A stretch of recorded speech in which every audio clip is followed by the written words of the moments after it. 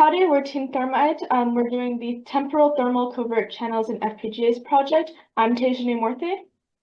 I'm Dennis Benford. I'm Charles Daly. I'm Jayshil Shah.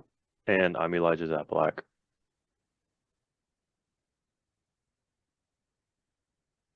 Let's start with the purpose of our project. We aim to explore the risks associated with thermal covert channels in FPGAs. These covert channels leverage heat patterns to secretly transmit data, presenting a significant security concern. Our goal is to demonstrate how heat-induced side channel attacks can extract sensitive information. This work is particularly relevant today because FPGAs are widely used in cloud environments, such as by providers like Amazon and Microsoft. Ensuring their security is critical as they play a key role in modern computing infrastructure. FPGAs in the cloud are often shared temporarily, meaning the same hardware is reused by different users over time.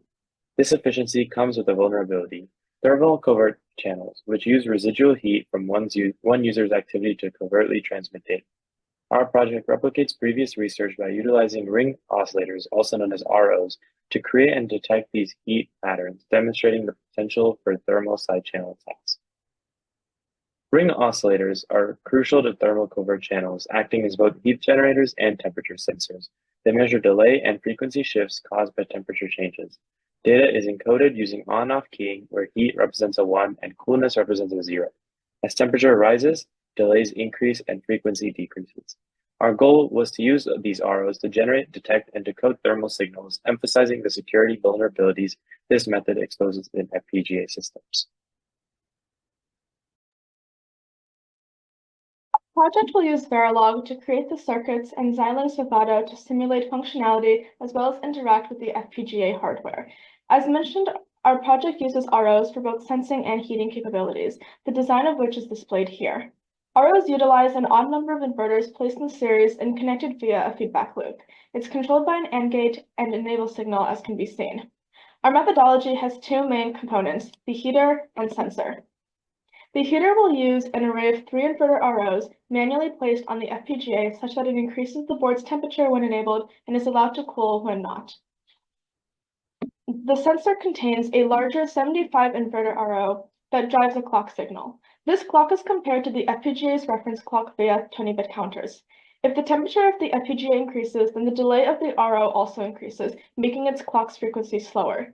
Using this relationship, the frequencies can be compared with the counters such that the temperature results are discovered. If the RO counter is less than the reference clocks, then the temperature is high. And if the RO counter is greater than or equal to the reference clocks, then the temperature is low. And here's our simulation of the ring oscillator. We have 3 signals here. The first one is our enable signal, which allows us to turn on and off the ring oscillator.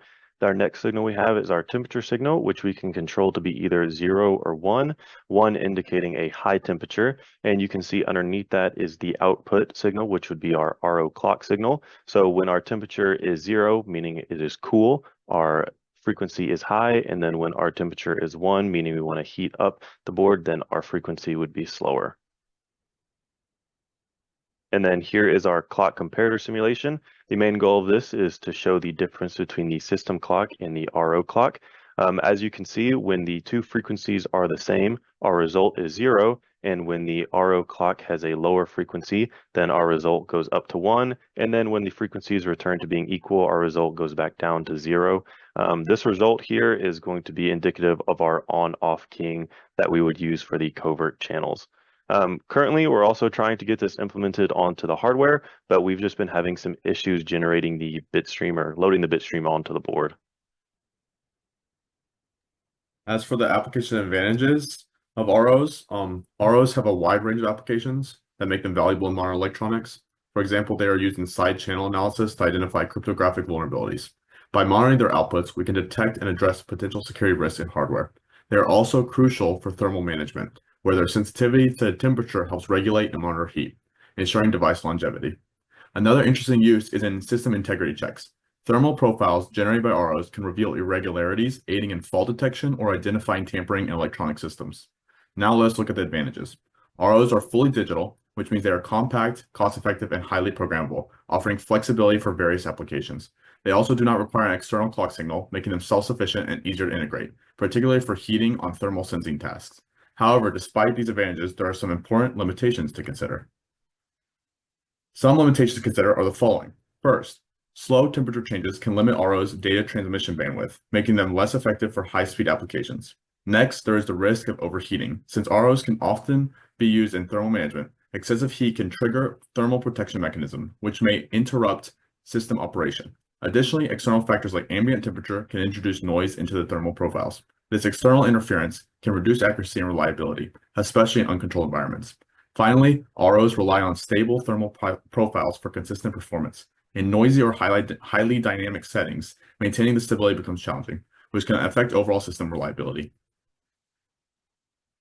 I'd like to share the insights from our project. Firstly, we gained experience in designing ROs. Our ROs were configured as both thermal sensors and heaters. By manually placing these circuits to optimize their thermal performance, we showed their role in enabling thermal covert channels. We observed that temperature changes directly affect the behavior of ROs. Higher temperatures increases the signal delays, reducing oscillation frequency. This predictable relationship enables attackers to encode data in subtle thermal variations. Our project also revealed FPGA vulnerabilities to these ROs. Even minor temperature changes can encode sensitive data without requiring physical access. These attacks are stealthy and difficult to detect, emphasizing the need for robust security measures in FPGA designs. Next slide. Future directions to mitigate these risks, we propose several key changes.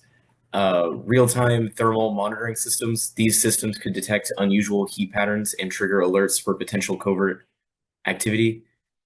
Dynamic thermal management. Adaptive strategies can redistribute workloads and reduce hotspots, making it harder for attackers to exploit thermal variations. Machine learning and anomaly detection. Advanced algorithms can detect temperature data and identify suspicious patterns. Hardware redesign for security, redesigning FPGA layouts to reduce thermal temperature gradients, and using materials with better thermal conductivity can make it systems more resilient to these attacks. Techniques like introducing random noise into thermal data can also disrupt these covert channels. Our projects suggest that utilizing these strategies would make a safer FPGA market. Thank you.